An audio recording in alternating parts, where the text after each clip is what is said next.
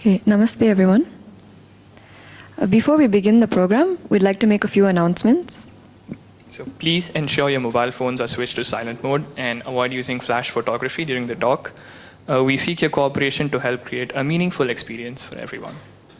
Once again, a very warm welcome to each and every one of you. We are truly honored to have you join us this morning. I'm Anuttam. And I'm Sneha. And we are from the Hindu Youth Network, and we will be your MCs for this morning. We would like to express our heartfelt thanks to Gita Jayanti Singapore, led by Bengali Association Singapore and Gita Jayanti this year, for making this event possible. Before we begin the forum, we'd like to start off with the opening prayers. Om Vakratunda Mahakaya Surya Koti Samaprabha Nirvignam Kuru Me Deva Sarvakaryeshu Sarvada Saraswati Namastubhyam Varade Kamarupini Vidyarambam Karishyami Siddhir Bhavatu Me Sada Gurur Brahma Gurur Vishnu Gurur Devo Maheshwaraha Guru Sakshat Parabrahma Tasmai Shri Gurave Namaha. We'd now like to introduce Swami Sadatmananda ji here with us today. Swami Sadatmananda ji has been teaching the Vedanta for over 3 decades. A senior disciple of Puja Swami Dayananda Saraswati, one of India's most revered Vedanta masters, he is widely respected for his clear and relatable teaching style, which makes even profound spiritual concepts accessible to modern audiences. Swamiji has dedicated much of his life to sharing the essence of the Upanishads and the Gita across India and the world. Fluent in English, Sanskrit, Hindi, and Gujarati, he is committed to convey the message of the Shastras to students with depth and clarity. He is further known for using everyday examples to unravel complex philosophical ideas and guiding seekers on the path to self-discovery. Swamiji has also organized interactive youth forums like the one today, aimed at tackling problems the youth commonly face in the current era. At the International Gita Forum 2025, Swamiji focuses on the Bhagavad Gita's transformative teachings in meditation.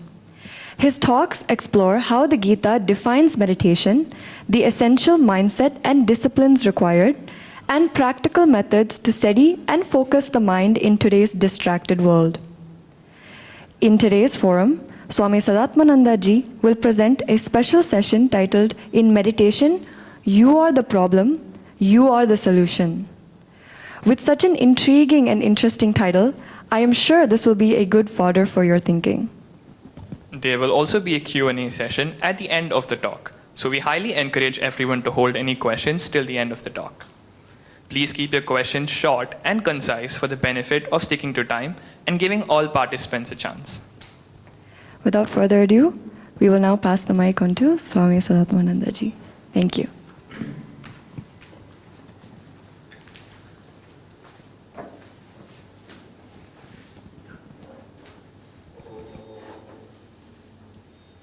Guru Brahma Guru Vishnu Guru Devo Maheshwaraha Guru Deva Param Brahma Tasmai Shri Gurave Namaha.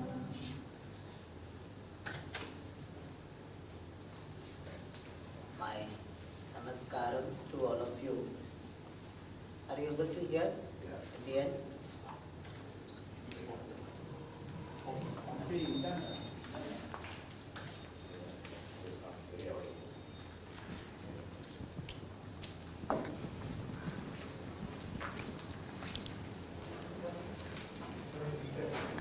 My namaskaram to all of you.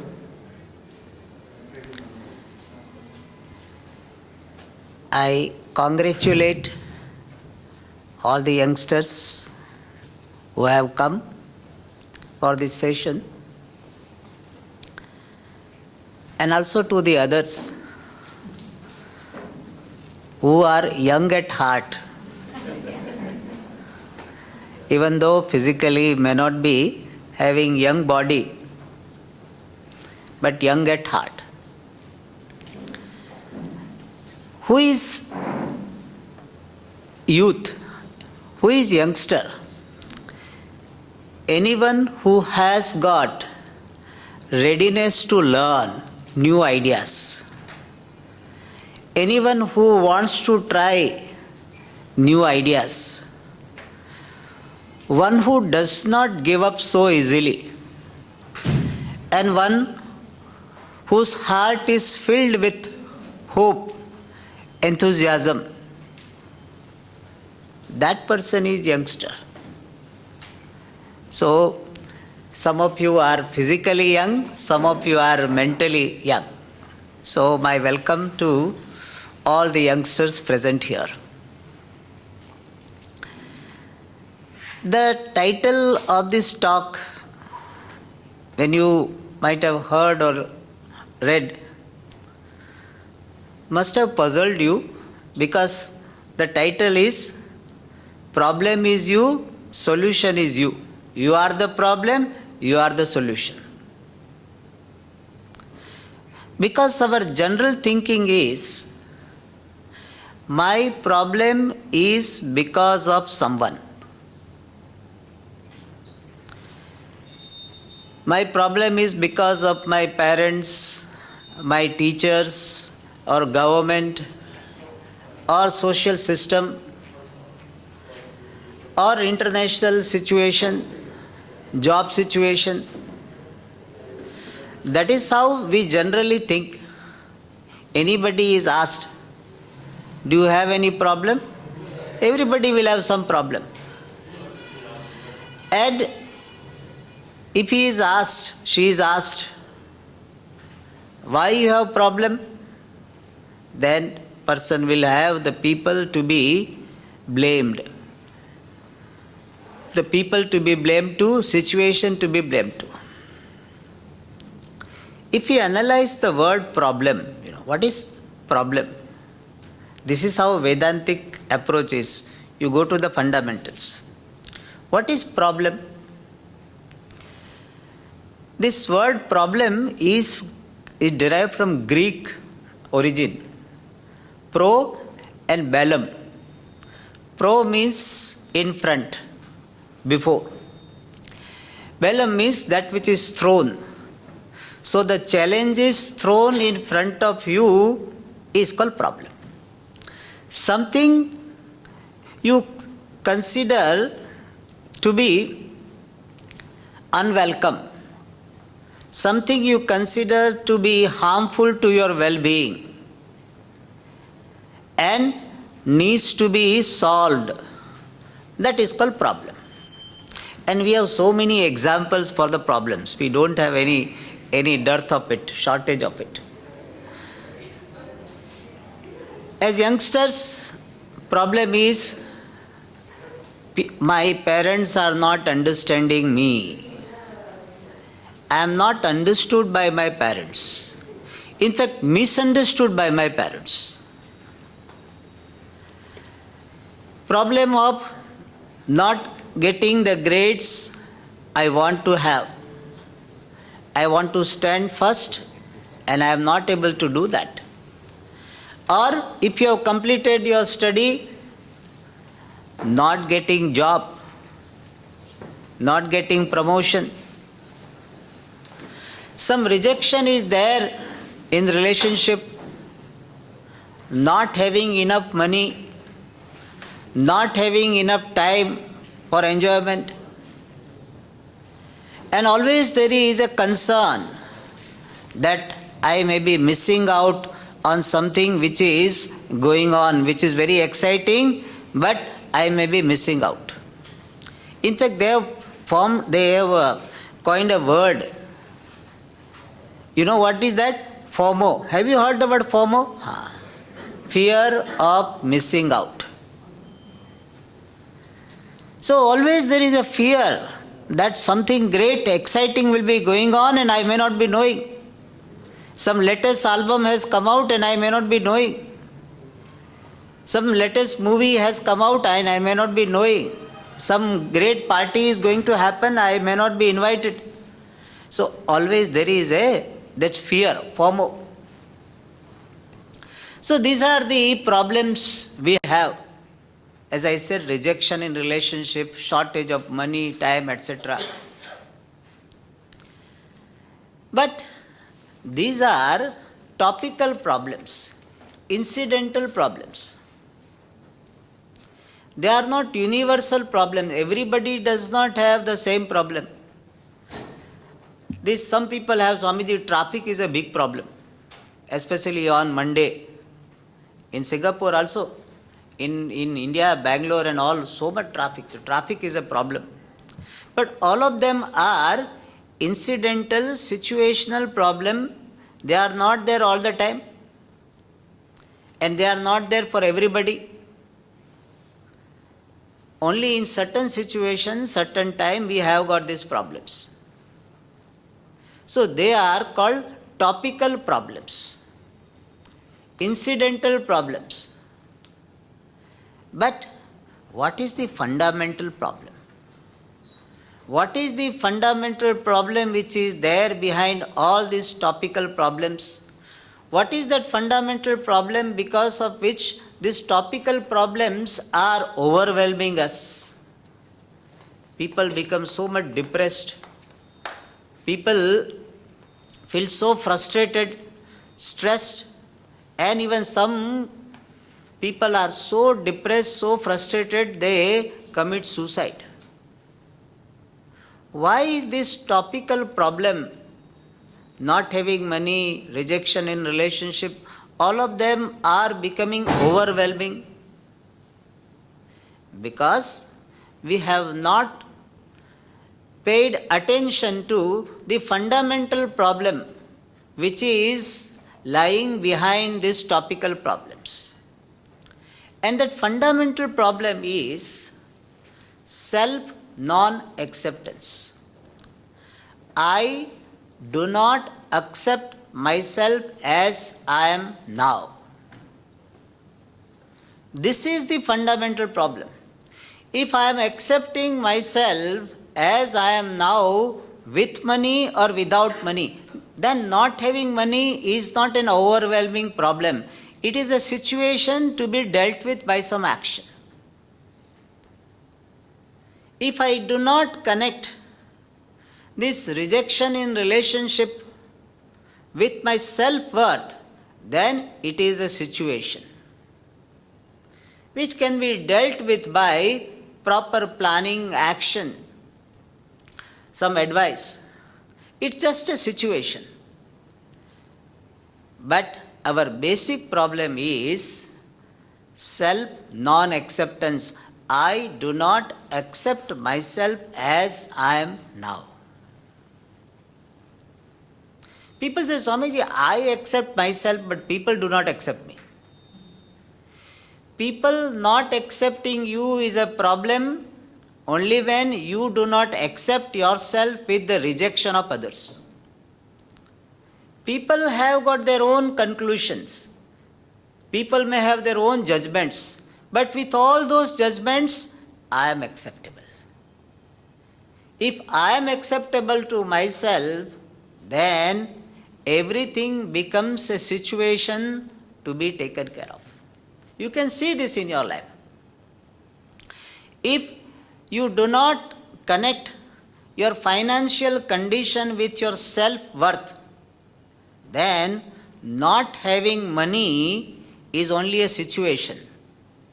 You will not have this self-rejection based on the wrong conclusion that I am poor.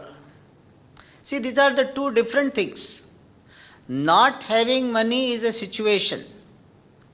I am poor is a conclusion which leads to self-rejection, self-non-acceptance. Not having money is a situation to be dealt with. But I need not have the conclusion about myself that I am poor, I am the poor. Means I do not have any resources. I am resourceless. That is the conclusion, which leads to self-rejection. Instead of that, money is not there and I need to work for it to get some money so that life is smooth. But I do not make a judgment about myself. I am poor and therefore I am not acceptable. Some people misunderstand you, have their judgment about you, and then based on their judgment, you reject yourself. People showing this rejection is a situation. But based on their rejection, reject myself is a wrong conclusion. Is because of wrong conclusion. People can have all kinds of perception. Even as a sannyasi, people look upon me sometimes as a burden to the society. Really. There is a view that all sannyasins are burden to the society. Why? Because they are not productive. In fact, one person he tried to give me some what is called complex, which I did not buy, that if you did not want to pursue your engineering, why did you go for that? Because of you, one person was deprived of a seat.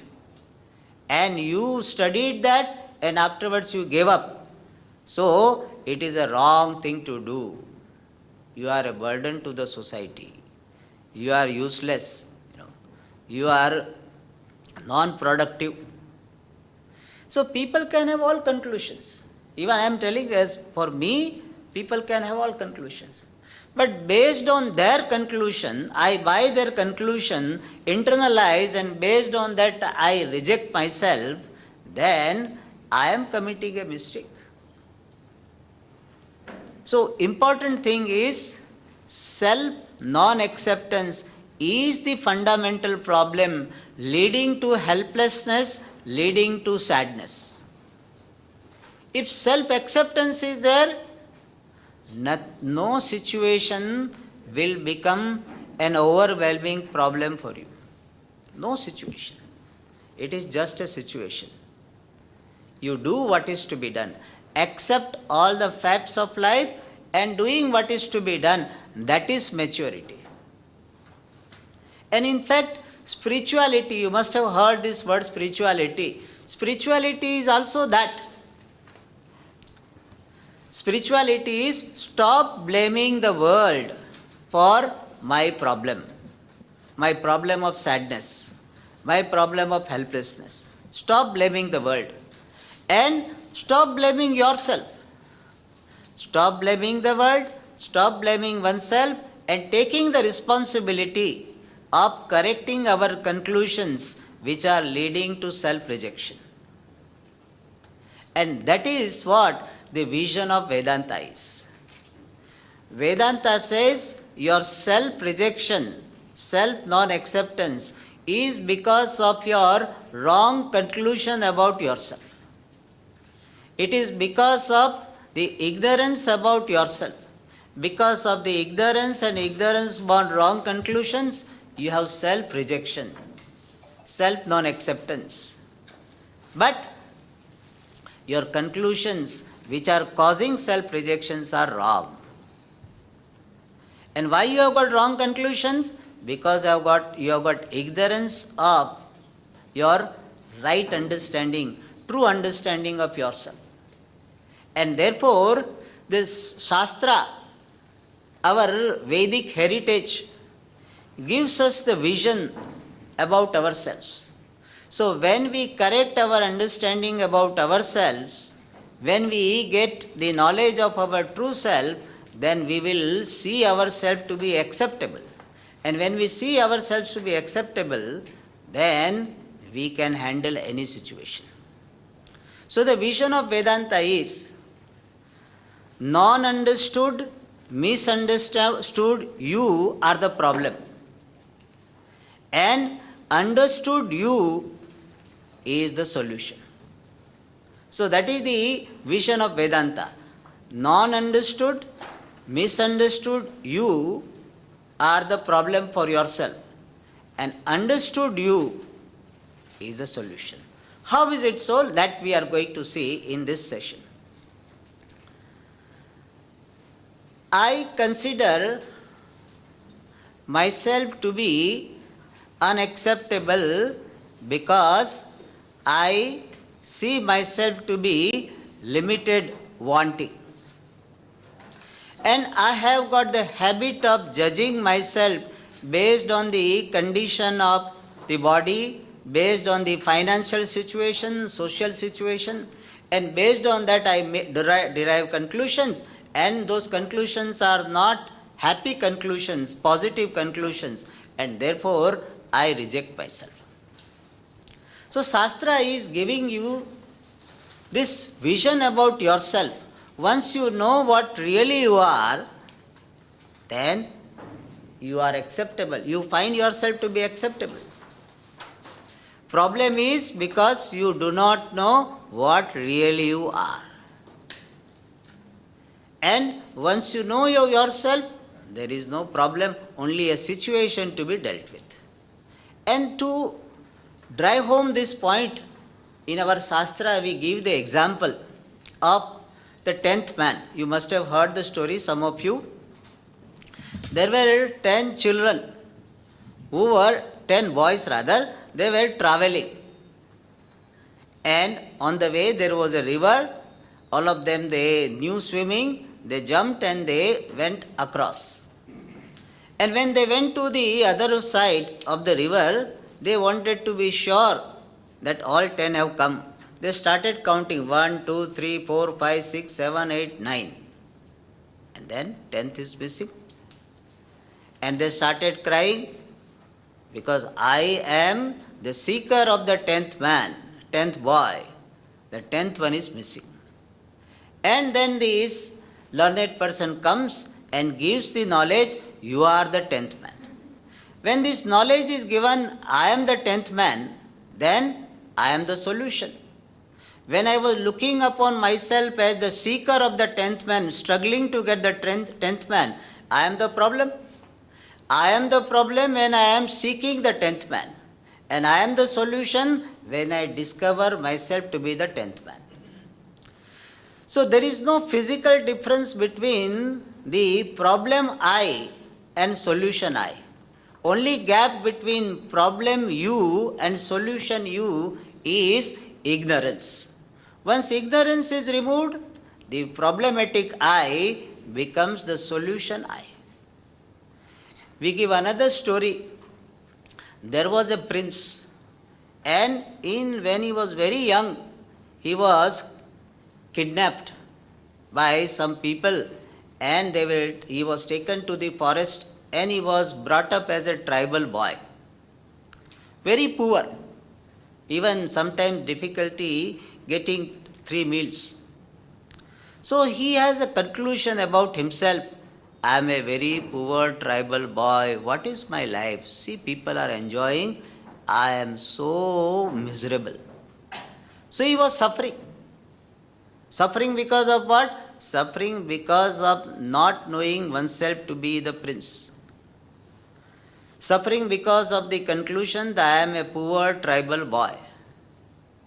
And when it was discovered that he is the prince, he was taken to the kingdom, to the capital of the kingdom.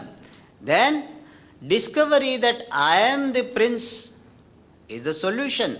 And when there was a wrong conclusion that I am a poor tribal boy, was the problem. So I am problem when I do not know myself and I have got wrong conclusions about myself. And I am the solution when I know myself to be what I am. Therefore, what is required?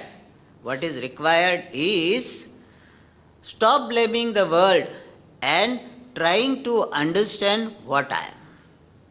This is called spirituality.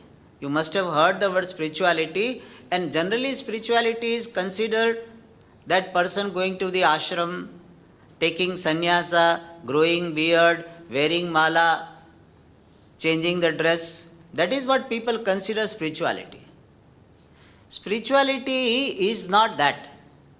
Spirituality means commitment to self-growth leading to self-discovery. That is spirituality. Spirituality has nothing to do with the dress you are wearing. Spirituality has nothing to do with the place you are staying in. Spirituality has nothing to do with growing beard or not growing beard. Nothing to do with the dress you are wearing. Spirituality is the approach towards the world and towards oneself, where we stop blaming the world for our sadness. Generally, our conclusion is what? I am sad because my parents are like this, or my parents did this, or did not do this. My teachers did this or did not do this. My boss did this or did not do this. So generally we consider people, objects and situation in the world to be responsible for my sadness. What is spirituality? Stop blaming the world. And also not blaming oneself, only taking the responsibility and growing, having inner growth which will lead to the discovery of one's true nature. And for that, first of all, we learn to be objective about relationship, wealth, social condition, or any other status, any other degrees. First of all, I learn to look upon myself as a simple conscious being. I am a person, a human being endowed with the body, senses, mind. I am a person. I happen to be a friend. I happen to be a graduate, postgraduate. But postgraduate is incidental, it has come. I do not evaluate myself in terms of my degree. Degree happens to be there, but I am not as good as this graduate or non-graduate. So first of all, I stop judging myself based on these external achievements.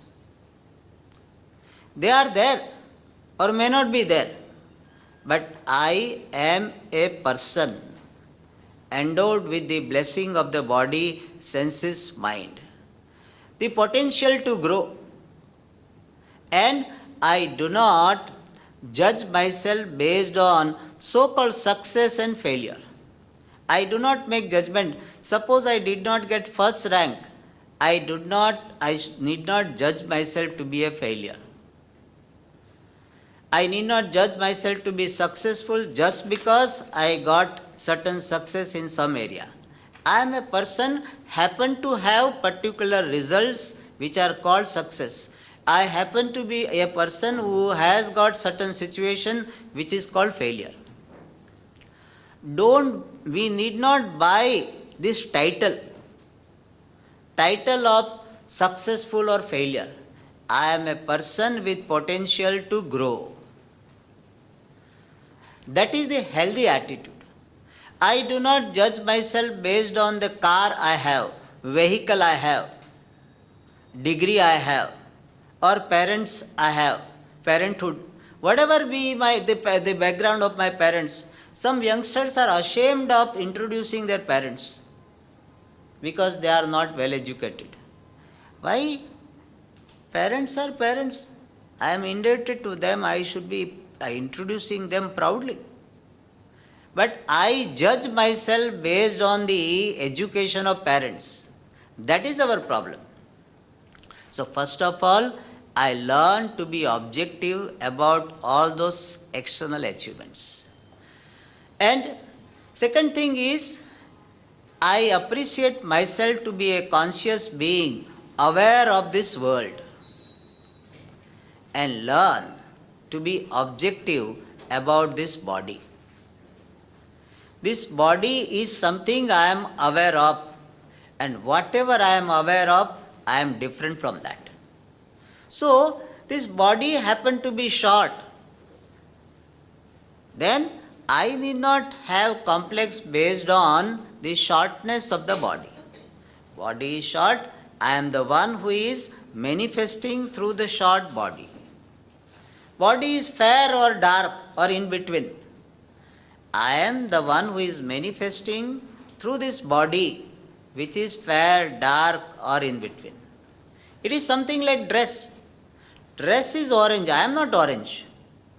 Similarly, I learned to look upon the body as a dress, like a dress.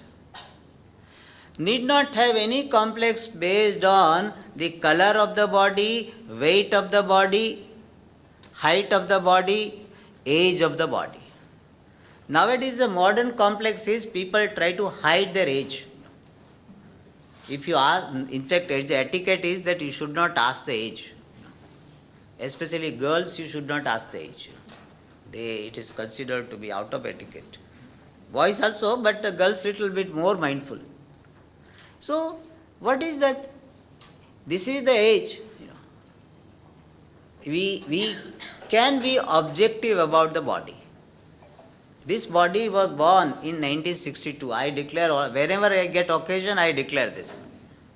So people may say, you young, etc. It's okay, whatever. This is the age of the body.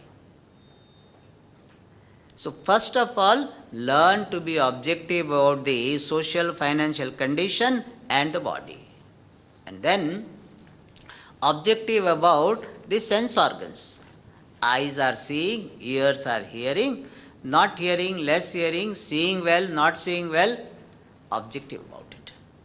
People have got so much complex. Nowadays, I don't know, it is still there, that people, glasses, nowadays glasses is a fashion, but olden days, people say glasses, other people should not know, therefore we contact lens they wear.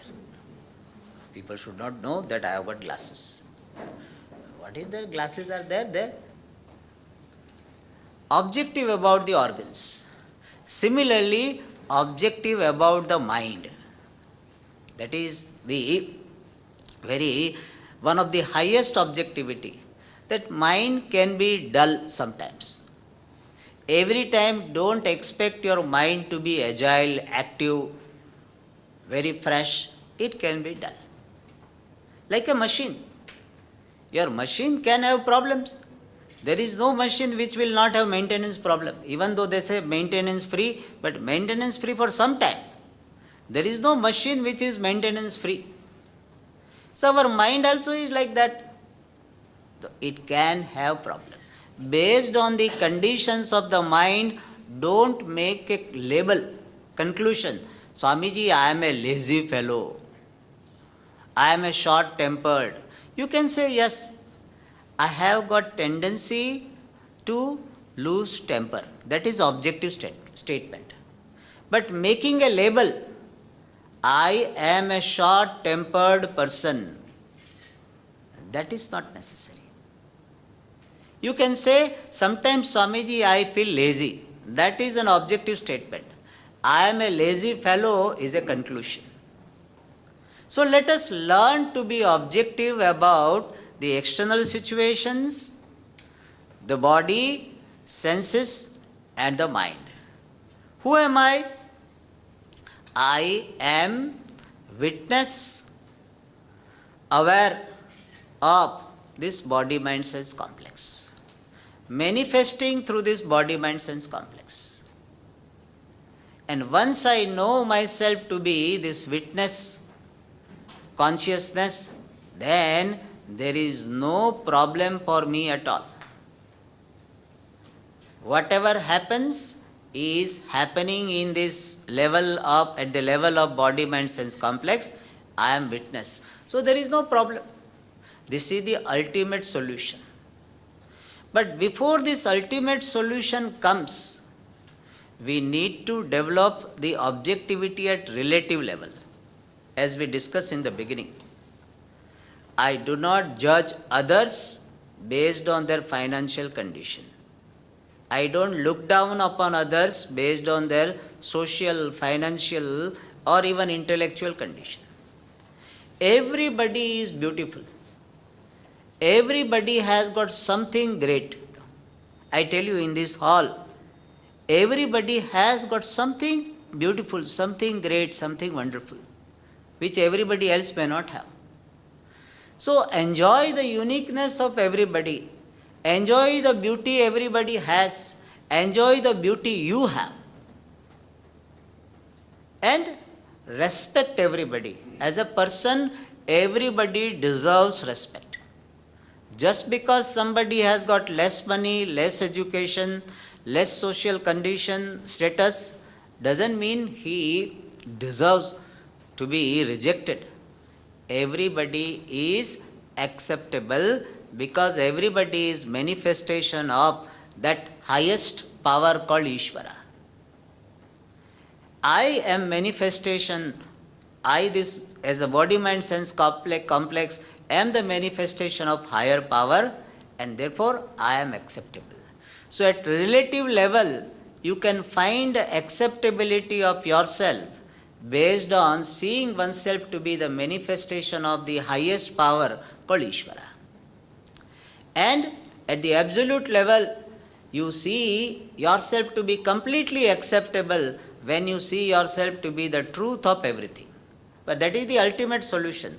At relative level, learn to see yourself to be manifestation of that highest power. We people sometimes call divinity. And everybody, without any exception, is manifestation of that divinity, that higher power, and therefore everybody is acceptable, including myself. Whether money is there or not, I am acceptable. Degree is there or not, acceptable. People judge me rightly or wrongly, acceptable. Accept the fact that you are subject to misunderstanding. People have got a lot of resistance. Swamiji, why people misunderstand me? I jocularly say, wherever Mr. Understanding can come, there misunderstanding can come. Where Mr. Understanding can come, misunderstanding can come, there misunderstanding is possible. So, have you not misunderstood others? You also have misunderstood others. So, you also can be misunderstood. We try our best to avoid that possibility of getting misunderstood. We don't give wrong indications. We try our best. Try to remain as transparent as possible, as clear as possible, but that is not a guarantee. Even though you are honest, transparent, still people can misunderstand. Because that is a probability. In quantum physics, the probability can collapse. So, probability can be actualized. So, misunderstanding possibility remains. Parents can misunderstand you, your spouse can misunderstand you, your children, your brother, sister, all can misunderstand. But when they have got misunderstanding, based on their misunderstanding, you do not judge yourself. You can say, I am a person who is subject to misunderstanding, and I am misunderstood. And you remain what you are. And if occasion is given, give some explanation. But if person is not ready to take your explanation, you pray to Bhagavan that let truth prevail one day. Then you will not have this pressure of not being misunderstood. And you learn to enjoy yourself as a person. Having this attitude of gratitude. More you have got gratitude to the Lord for what all blessings you have, you will have less self-rejection. So in the end, I would like to conclude by saying how to learn to be more acceptable to oneself. How can I be more acceptable to oneself? Few things we can do. One is having the company of the people who are committed to inner growth. Have networking. Have a group of people who are having this value for inner growth. See, the people who have come, they have got some value for inner growth, emotional growth, spiritual growth. Have this company of such people. It's very, very important. Because other side, the people who are committed to only material growth, they are in majority. And to remain protected from their influence, you have to create positive. Instead of complaining about the negativity, you create the force of positivity. As somebody said, instead of complaining for darkness, light a small candle. Simply complaining darkness, darkness, darkness, what is the use? Commit yourself to light a candle. Similarly, you create a group where people are committed to this. Spend some time with them. Do some activities which will help for inner growth. That is the first thing. Second thing is, spend some time for yourself. Instead of going only for these material things, party, etc. are also okay. But spend some time for your inner growth. Learn to have non-judgmental introspection. Introspection means how I am responding to the world. What is my attitude? What is the attitude towards myself? Introspection. But without judgment. Non-judgmental introspection. Spend some time. And every day, minimum 2-3 times, entertain the attitude of gratitude. Every day, minimum 3 times, I say thanks to the higher power, which is called Ishvara, Lord, God, etc. Minimum 3 times. That morning, afternoon, evening, whenever you get time, I am blessed to be what I am. I am blessed with so many things. Yes, there are few things which are not there, I can work on them. It is not that we are ignoring what we don't have. What we don't have and we need to have, we can work for it. But we acknowledge what we have. So spend some time to express our gratitude, feeling blessed to be what we are. And spend some time offering prayers to Ishvara. Whomsoever you believe, even if you don't believe in Ishvara, at least you believe there is some higher power. There is some truth behind the world, which scientists also are searching for. That higher power, the truth of this world, whatever you call it, you pray for objectivity. Pray for self-acceptance. Then every situation will be a situation. Situation becomes a problem when I do not know how to handle it. Otherwise, it is a situation. If I do not have resources and ability to handle, situation is a problem. Like if this AC is low or high, it's a problem if I don't know how to handle it. If I know how to handle it, it's a situation to be handled. Hunger is a problem if I do not have resources and the ways to handle it. Otherwise, it's a situation. So anything becomes a situation when I have ability to handle. And I can handle situations well when I am objective about the world, I am objective about myself. So with this, I conclude, and I wish you all the best in your pursuit of self-growth.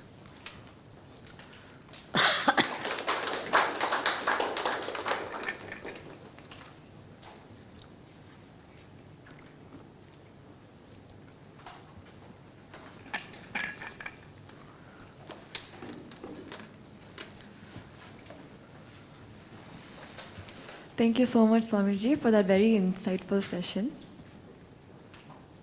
Okay, so we will now have a Q&A session. Those of you who have questions for Swamiji, kindly you're encouraged to stand up and we'll pass the mic on to you if you can voice out your question. Does anyone have can any? ask, mic also. Yes, we'll pass the mics down in case. Does anyone have a question to start off with? Okay. Yes.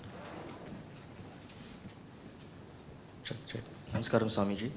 So my question is, the solution that you have described, which is self-awareness, it's very applicable, of course, to all of our material, worldly problems. But I think the biggest problem that all of us have, and some people don't even know they have it. It's the problem of samsara, punarapi janam, punarapi maranam. So this problem is that jnanam of the Atma Sharira Vedam enough to bring us to moksha? So what is the solution per se for moksha? Is there another step after this self-awareness? What is after that? Yes, it is a little advanced question. I will answer that.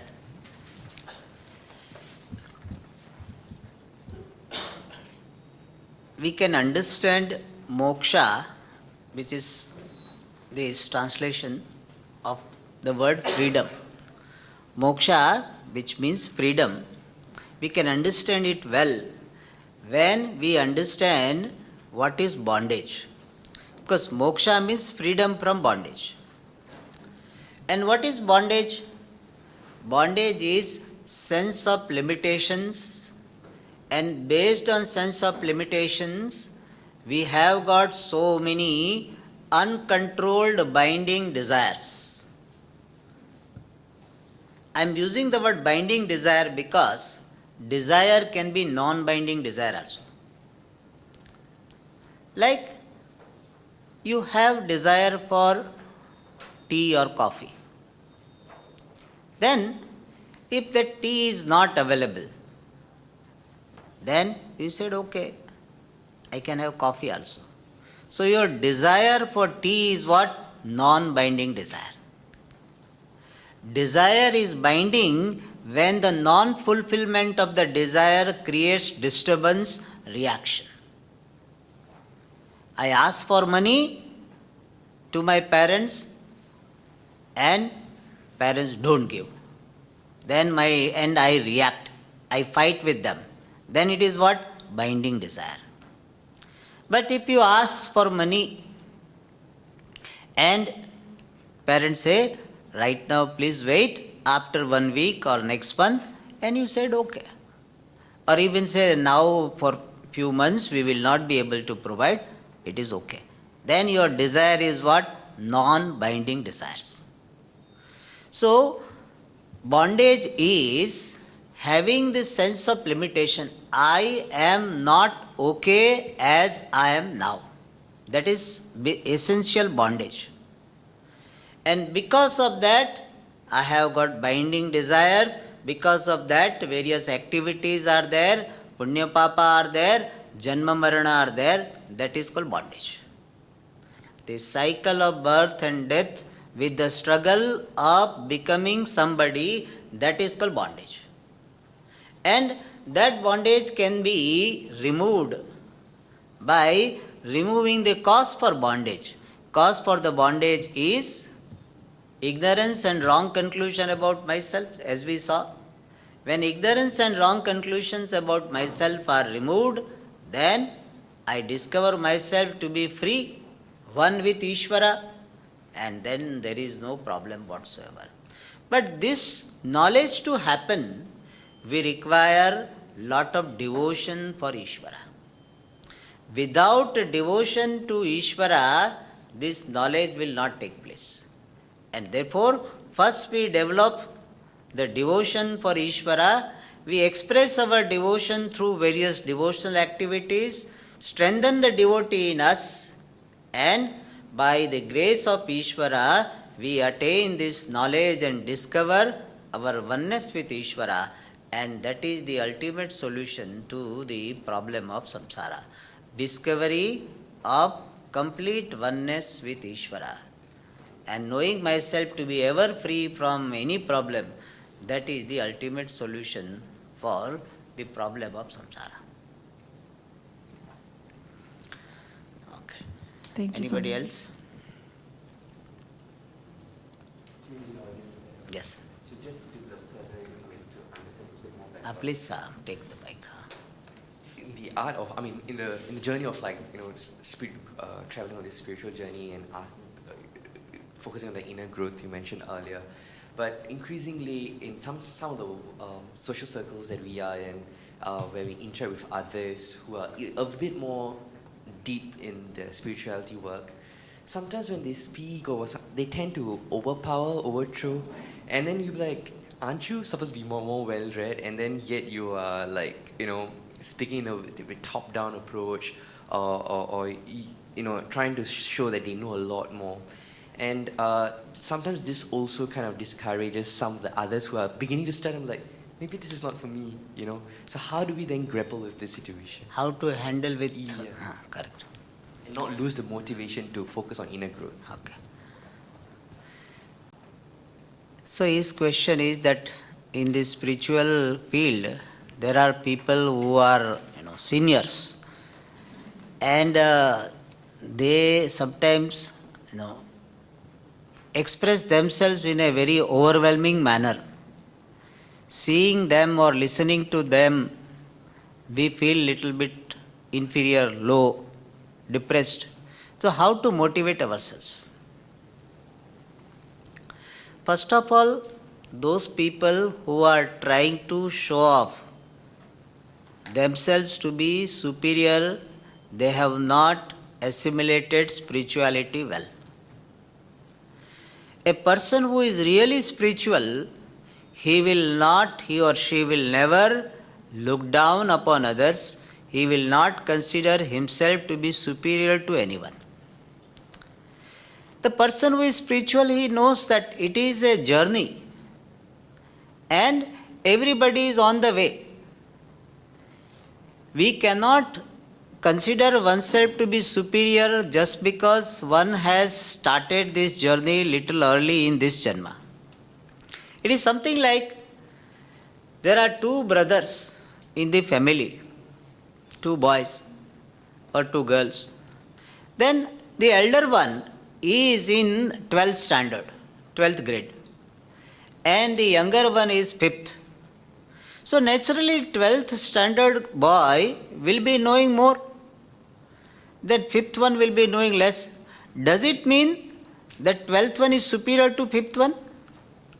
No, because the 5th one, when he comes to 12th one, maybe he is doing better than 12th one. Therefore, based on somebody's present level, you cannot conclude, you cannot make a judgment, and you don't have any basis to feel superior. Anybody who tries to make you feel inferior, you try to reduce your interaction with that person, especially when that person is affecting your self-esteem. Have boundary. You don't allow that person, you don't enter into such discussion where this person has got the scope to show his superiority. You talk to him in the field where you are equal with him. And this is one thing. Second thing is, I learn to see this fact. I have my own journey because I have my own background. I need not compare myself to be like others. I need not feel inferior or superior based on how others are. And moksha is not like musical chair. Musical chair game, that if you have to sit, if you don't sit fast, then you will be out. Moksha chair is all the time available.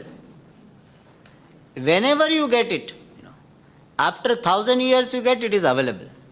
It is not that now moksha chairs are run out, now not available. When you went there, all moksha chair is filled up. It is not like that. So you can say, let me take my own time. I am blessed to be what I am. At least I have got the interest in spirituality. I am blessed to have this inclination. I am blessed, I am grateful to the Lord. I need not compare myself with anyone. I am what I am. Learn to see your uniqueness. Learn to see the uniqueness of your journey. Learn to see uniqueness of yourself as a person. Learn to enjoy yourself as a person. Learn to see yourself to be a manifestation of that Ishvara. Looking down upon myself amounts to looking down upon Ishvara. because I am a manifestation of Ishvara. So, not looking down upon anybody because everybody is a manifestation of Ishvara. So, if you have this approach, nobody is superior, nobody is inferior. Everybody is unique. See, you may have less knowledge in spirituality, I may have little more, but you may have something, some unique quality which I may not have. So really speaking, I do not have basis to conclude that I am superior and you are inferior. If I ask you the question, between musician and IT engineer, who is superior? Musician and IT engineer. I cannot say. Can you say IT engineer is superior, musician is superior? We cannot say. Both are unique, both are required. For our computer problem, we require IT, and for learning music, we require musician. Everybody has a place in this the total scheme of the world. The scheme of things called the world, everybody has a place. Everybody. Like in cooking, you require sugar also and salt also. You cannot say only this. Everything is required. Everything has a place. Learn to see the place of everybody in the world. Nobody is superior, nobody is inferior. Everybody is manifestation of that highest power called Ishvara. Then, even if somebody tries to show off, you need not buy their ideas that he is superior or you are inferior. You can say both of us are manifestation of same Ishvara.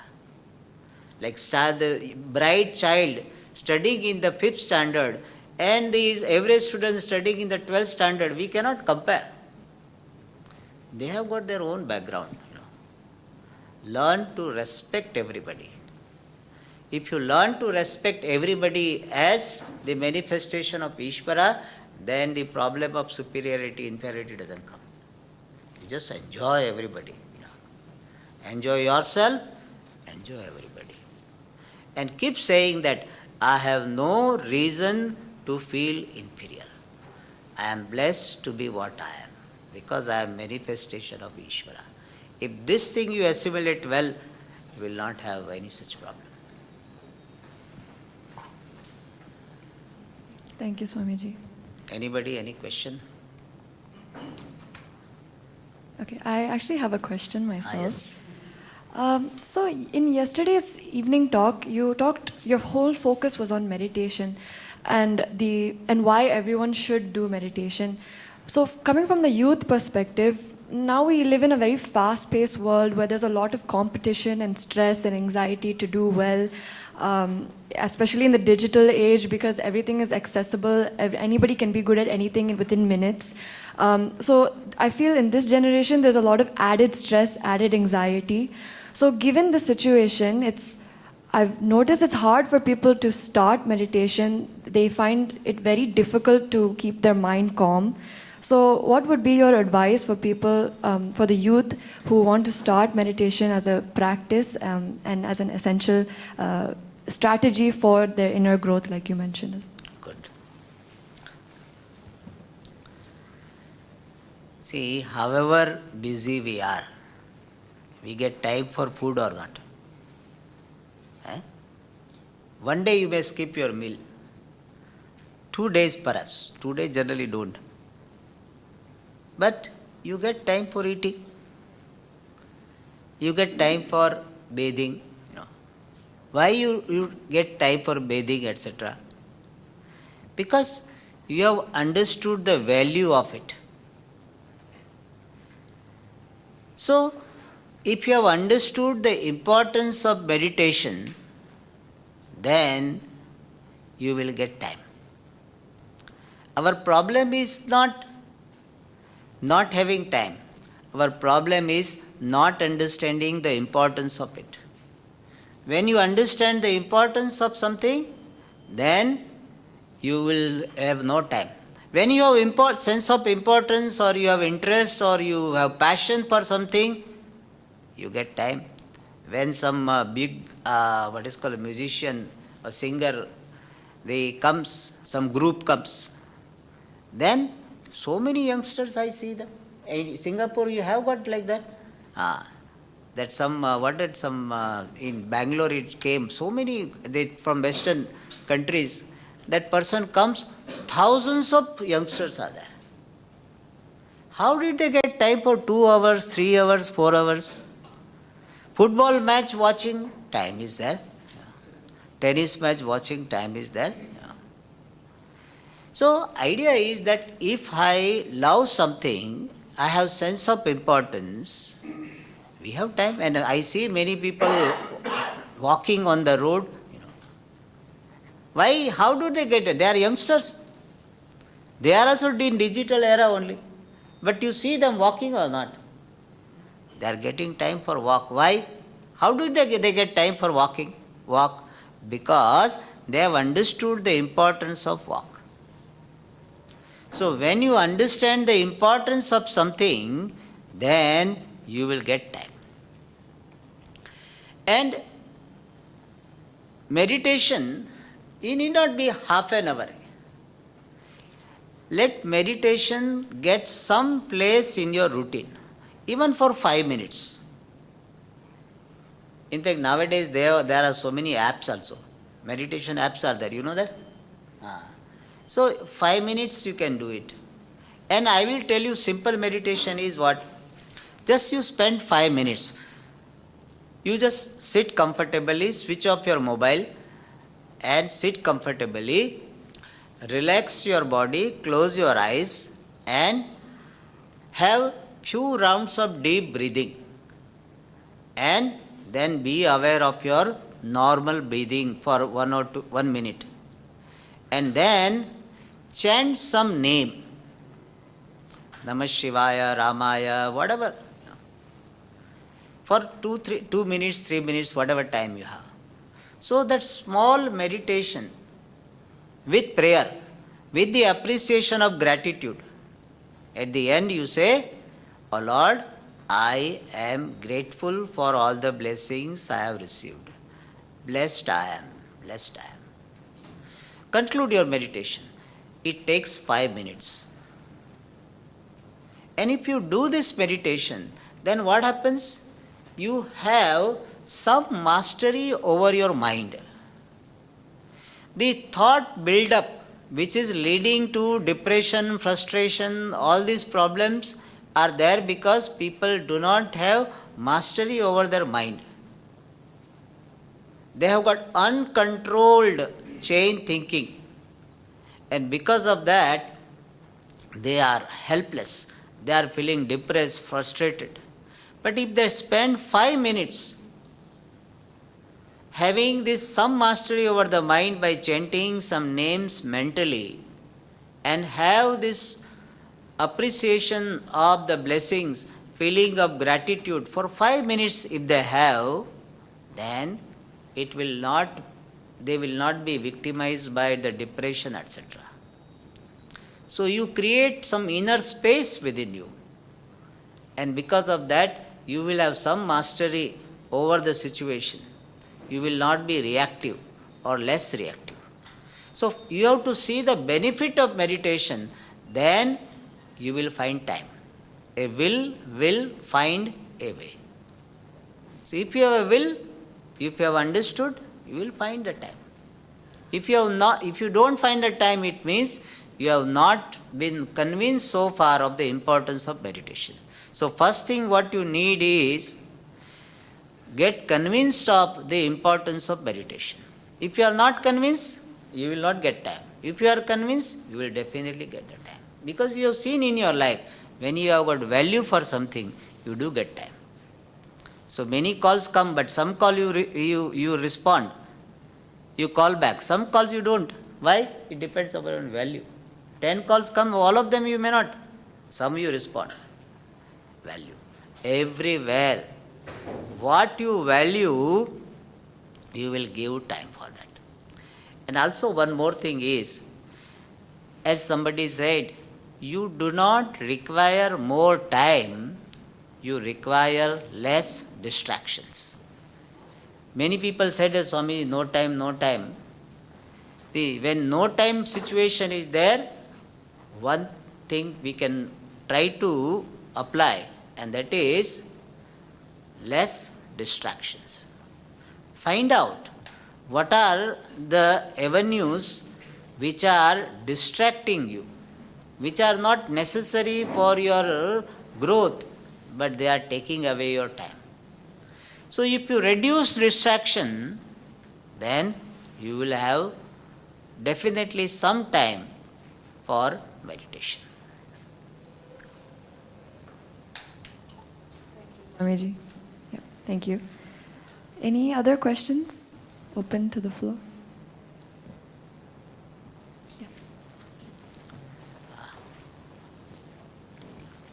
Namaskar, Swamiji. So my question is, how to kill pride? How to? Kill pride, not being proud or being humble like Hanumanji. How to kill pride or not start ignoring others who give, advice to you. How to stay humble and How to stay humble? Okay. Very good question. Pride comes because of exaggeration of our role in any accomplishment you have. Really speaking, when you see any accomplishment you had, it was not completely your contribution. It was not completely your effort. It not merely your effort. So many factors have contributed. See, I am able to talk now in front of you. It is not just because of my effort. I am able to speak in English because some teachers were there who taught me. I am able to speak about spiritual topic because so many gurus taught me. I am able to speak because our Srinivasanji organized this, Srinivasanji and other forum, youth forum, they organized this program. I am able to talk because you are listening. So how can I be proud of talking when my talking is because of so many factors? I am only one of the factors. And most of the time, we are just instrument. So keep seeing that in any accomplishment, there are so many contributors. There is a contribution of so many factors. I am only one of the factors. And whenever somebody gives you credit, whenever some accomplishment is there, then you always remember those factors. So if somebody praises you for your brilliance, you say, it is the blessing of my parents, blessings of my teachers, blessing of Ishvara. So learn to give credit to all the factors responsible for your achievement. Pass on the credit. When people do namaskara, I also do namaskara. Means I am passing on this namaskara to our Perumal, our Vishnu, Bhagavan. So if I pass it on, then I will not have the pride, 100 people today did namaskara to me. No, because the namaskara really goes to the Lord. So don't hold on to the credit for the accomplishment completely. You share the credit with others. Share your success with others. Then your pride will not be there. And also see the beauty of humility. When you see two people, one is very proud and other is very humble, which person appeals to your heart? Humble only. So what you praise in others, you try to be that. So if somebody is interacting with you, is very humble, that person you will like, or the person who is very proud you will like? Only humble person you will like. So what you want others to be with you, you be the same with others. And see the beauty of humility. And see the downfall of this arrogance. the people who are arrogant, they commit more mistakes. Even in medical field they say that some doctors, when they get lot of success, afterward they become so arrogant that junior doctors tries to point out, sir, we are doing wrong. No, keep quiet. I am experienced. So because of arrogance they commit mistakes. In India, one plane crash, it happened, they said that a senior pilot did not listen to the junior one. He pointed out, did not listen, crash. So you see that how there is a downfall because of arrogance and how there is beauty in humility. More and more you appreciate the beauty, the importance of humility and downfall of arrogance, more humble you will be and you will be free from arrogance. All right. Somebody else was asking, yeah? There.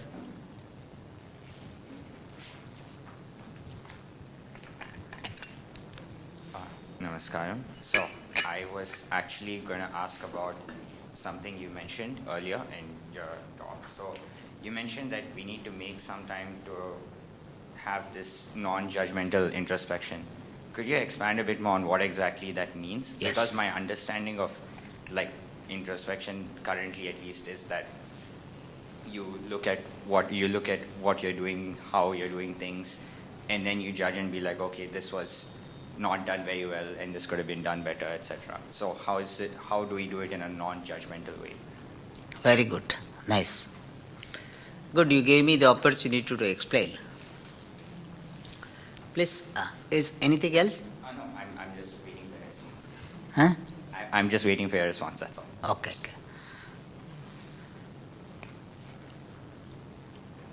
You wanted to explain further?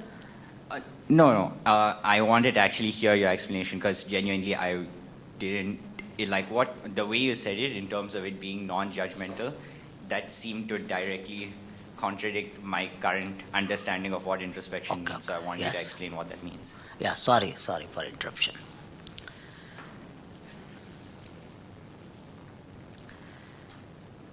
Introspection means looking at oneself in terms of one's behavior, one's response, one's attitude, one's own understanding with regard to the world and oneself. Throughout the day, we will be having so many interactions, and many of them are routine introspections, routine interactions, routine activities. We need not pay so much attention to that. But the situations where I was reactive, means somebody said something and I flared up. I got so angry and I shot back or scolded the person, raised my voice, shouted. So there we require introspection. That what was that which disturbed me? What statement disturbed me? In what manner it disturbed me? Suppose somebody says that you have not done this work properly. And I got so angry. What does he think? He does not do things properly and he is asking me, he is finding fault with me. He has no business, Every time he finds fault only. He doesn't see any good things. And therefore I got angry and shouted, all this happened. So here we do the introspection. That why that statement affected me? Because I internalized that particular comment, that particular judgment. That person said, you are useless, you are not mindful, you are not so intelligent, or something he might have said. So I internalized momentarily. And I was not acceptable to myself with this particular conclusion about myself. I am not acceptable to myself, who is surrounded by such people who are not appreciative or rather critical. So my problem is not really that person commented upon. My problem is I rejected myself based on his or her comment. If I took his comment only as a feedback, some inputs, then I would have said, yes, I will look into it. I need not accept all criticism all the time. Sometimes people may be criticizing in wrong manner, wrong criticism, false criticism. So it is not necessary that I accept all criticism. But I can see, was there any truth in his comment? If there is some truth, let me focus on the truth. And whatever was the falsehood, I drop it. And let me take this comment as a feedback, useful for my learning, my growth. And also, it was a test of my patience. It was a test of my maturity. And then, if I look upon in this manner, then it would not have created this reaction. Anyway, I reacted because of my background. That person criticized because of his background. That person also is in order, and I with my background also am in order in my reaction. But in future, when such things happen, then how will I respond to this situation in a more mature manner? I do not make judgment about that person.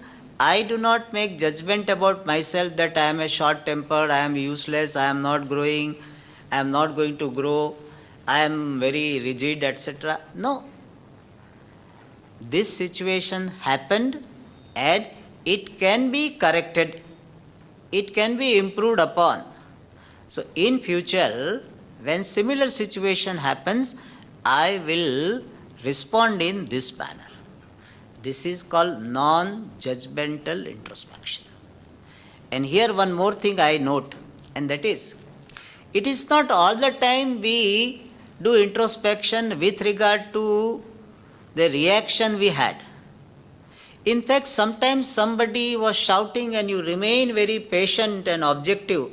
You express gratitude to Bhagavan. Yes. See, there was a very provoking situation, and in normal situation I would have reacted, but because of the blessings of my teachers, my Guru, my Lord, my parents, whosoever has contributed, because of them I could remain very firm. I could remain non-reactive. What a blessing it is. So you see both. You should not see only those where you failed or you reactive, you were angry. You should see there where you did not react. Both you should see, without making any judgment. What is the meaning of judgment? Judgment means putting a label on the person or myself. That is called judgment. Accepting, acknowledging the situation is not judgment. I shouted back to that person. That is not judgment. But I am a short-tempered person. I am a reactive person. That is judgment. So non-judgmental means acknowledging the situations without labeling the person, myself and others. That is called non-judgmental introspection. Is it clear? Yes, I have a better understanding of it now. Yes. Thank you.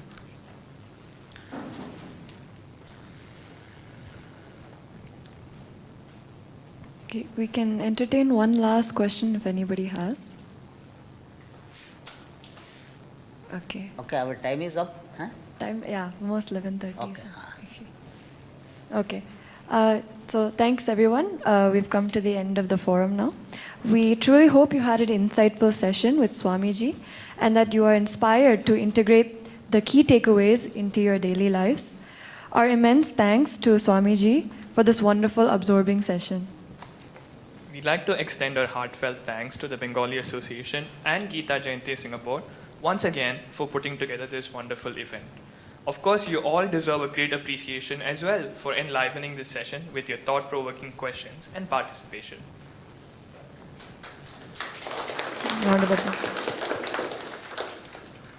Okay, tomorrow, Swamiji will lead a satsang from 10 a.m. to noon, offering seekers an opportunity to ask any more questions you might have, share reflections, and deepen their connection with the teachings in a more informal, intimate setting. The Gita lectures continue this evening and conclude tomorrow evening.